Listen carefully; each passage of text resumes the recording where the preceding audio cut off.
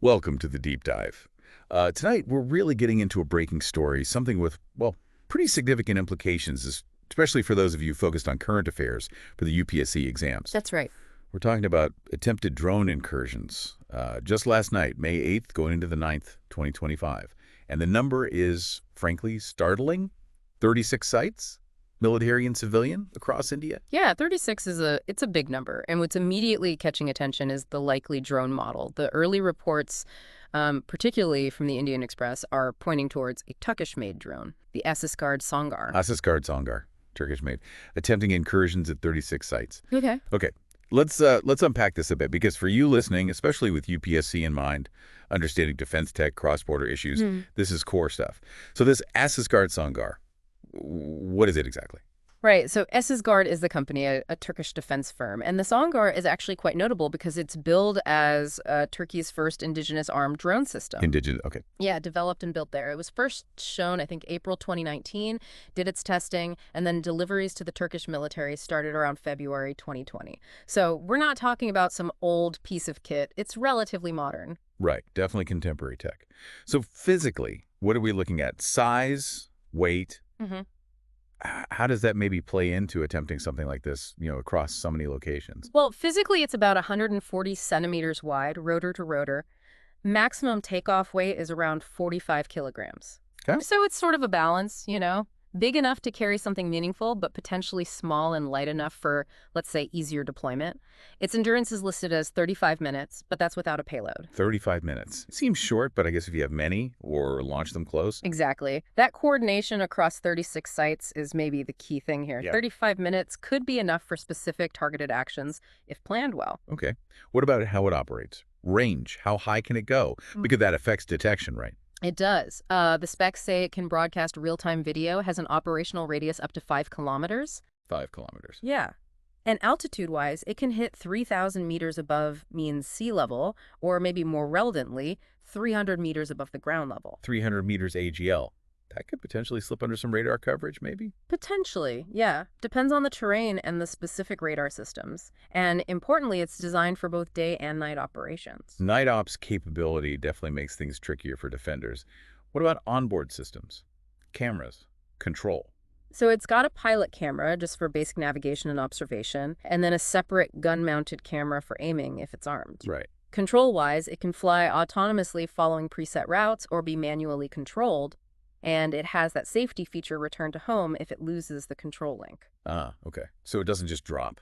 Hopefully not, yeah. And for navigation, it uses both GPS and the Russian GLONASS system. Dual systems. That's smart. Redundancy against jamming or spoofing, perhaps. Precisely. In a potentially contested electronic environment, having both is a significant advantage. Gives it more reliability. Okay, now you mentioned armed drone. That's a key part. What kind of armaments are we actually talking about? This is crucial for understanding the potential threat, and again, for you preparing for UPSC, knowing these specifics matters. Absolutely. Asisguard actually lists 5 different versions based on the weapon payload. It's quite versatile. 5 versions? Yeah. First, there's one with a 5.56 by 45 millimeter assault rifle. That's, the standard NATO rifle cartridge. Like a standard infantry rifle, but on a drone. Essentially, yes. Then there's a variant with a 2-shot 40 millimeter grenade launcher. Range is about 450 meters. 2 grenades. Then they upgrade that. There's a version with a 6-shot 40 millimeter drum-type grenade launcher. Same range, but obviously more capacity, up to 6 grenades. Okay, so assault rifle, 2-shot grenade launcher, 6-shot grenade launcher. What else? 2 more. One is listed with a 3 by 81 millimeter mortar gripper. A mortar gripper. So it carries and drops mortar rounds. Seems like it, yeah. Suggests the kind of light indirect fire capability. And the last one carries 8 tear gas or smoke grenades. It uses something called controlled freefall deployment. Controlled freefall, meaning it just drops them precisely overhead. That seems to be the idea. Maybe for pinpoint accuracy, perhaps in crowd control or creating smoke screens. Interesting mix. Rifle, grenades, maybe mortars, and non-lethals. Yeah. And they stress multi-layered safety measures for firing needs operator commands, apparently. Also, for the rifle version, they mention a recoil damping system. Which you'd absolutely need for accuracy from a flying platform. Definitely. Firing a rifle from a relatively small drone without it would be problematic for hitting anything. So, looking at this whole package, the different weapons, the navigation, night capability, how is this thing meant to be used? strategically, tactically?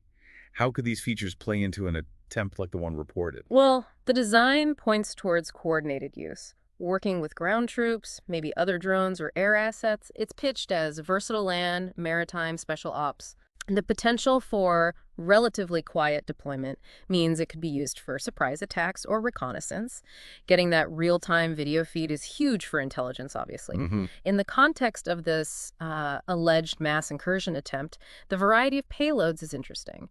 It could suggest, maybe some were for surveillance, some for actual small-scale attacks, maybe some just for causing disruption or diversion with smoke. It allows for a complex, multi-pronged approach, if coordinated properly. This whole incident then, 36 sites, these potentially quite capable Turkish drones, it really throws a spotlight on border security challenges, doesn't it? And the changing face of conflict. Yeah.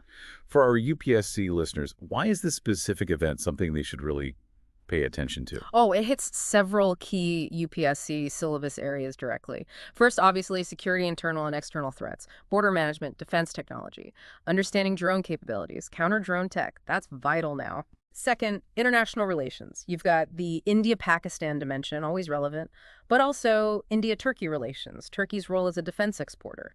That adds another layer. So, And third, science and tech, specifically advancements in defense tech. The Songar itself is a case study, so you should be thinking about potential questions around asymmetric warfare, technology proliferation, border surveillance upgrades, the strategic implications of drone use by state and non-state actors. This isn't just news, it's a live case study. absolutely spot on. It connects so many dots relevant to your preparation. So just to quickly recap, we've looked at these attempted drone incursions, likely involving the Turkish Asisguard Songar, a platform with quite a range of capabilities, navigation, real-time video, various weapon options, presenting a complex security picture. And that leads us to the final thought, really, for you to consider. Given what we know about the Songar, its features, its potential uses, its armament variety, what does this signal about the evolving challenges for India's border security, and maybe its wider defense posture in the region? How does India need to adapt technologically and doctrinally to counter these kinds of threats effectively? Exactly. That's the critical thinking part. Analyze the implications. How does this change the calculus for India's security planners? We really encourage you to dig deeper. Think about the countermeasures, the strategic responses. And if you found this discussion helpful, if it's aided your understanding for UPSC prep or just shed light on this event, please do hit like, subscribe to the channel, and feel free to leave comments or questions below. We do try to read them. We do. And just to reiterate, our deep dive today was based on those initial reports coming out in the Indian Express. Keep following this story, stay analytical, and thanks for joining us.